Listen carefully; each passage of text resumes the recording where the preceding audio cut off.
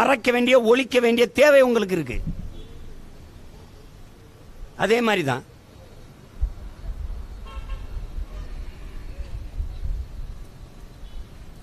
அதனால காவல்துறை அதிகாரிகளுக்கு தெரியும். நான் உங்களை இன்னும் குறை சொல்ல, நீங்க சொல்ற வேலையை செய்வீங்க, அவ்வளவுதான். ஆனால் நீங்க நியாயமா உங்களுக்கு இதுக்கு விசாரணையெல்லாம் தேவையில்லை. வெளிப்படையான கொலை, குற்றம் நிகழ்ந்தது எல்லாருக்கும் தெரியுது. அதுக்கு மேல விசாரணைங்கிறது தேவையற்றது. குற்றவாளிகள் யாருன்னு தெரியும். ஒருத்தனை கூப்பிட்டு விசாரிச்சீங்கன்னா நாங்கள் இவ்வளவு பேர் செஞ்சோம்னு சொல்லிட போறோம். உரியவர்கள் மீது நீங்கள் நடவடிக்கை எடுக்கணும், சட்டப்படி அவர்களுக்கு தண்டனை பெற்று கொடுக்கணுங்கிறத எங்களுடைய இந்த ஆர்ப்பாட்ட கோரிக்கை. அதை நீங்க செய்யணும். இப்ப நேரம் இல்லாதனால நிறைய பேர் கண்டிச்சு பேச இருக்கிறாங்க. ஏன்னா மாலையில் கூட்டம் இருக்கு, அதுலேயும் இதை தான் பேசுவோம்.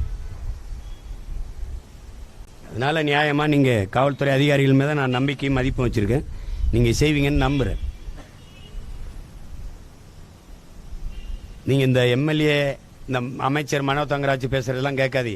அவர் இன்னைக்கு இருப்பார், 2 வருஷம் கழிச்சு எங்க இருப்பாருன்னு தெரியாது. ஆனா நான் இங்கே தான் இருப்பேன். நான் அங்கே தான் இருப்பேன்.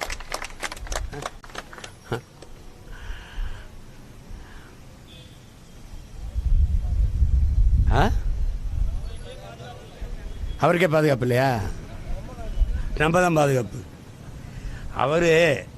அவரு ஒரு கோட்டையில் ஒரு செங்கல். நாங்கள் அப்படி இல்லை, நாங்களே கோட்டை. நாங்களே கோட்டை. எங்களுக்கு யாரும் கேள்வி கிடையாது. எவனுக்கும் கை கட்ட வேண்டியதில்லை. தலைவர் கோவிச்சுப்பாரோ, அவர் கூட்டணியில் சேர்ப்பாரோ இல்லை சேர்க்க மாட்டாரோ, இந்த வாட்டி நமக்கு சீட்டு இருக்குமா, ஒரு மயிர் கவலை எங்களுக்கு கிடையாது. நாங்களே நினைப்போம், நாங்களே போட்டி போடுவோம், நாங்களே சண்டை போடுவோம். செய்திகளை உள்ளது உள்ளபடி தெரிந்து கொள்ள ரெஃப்ளெக்ட் நியூஸை சப்ஸ்கிரைப் பண்ணுங்க.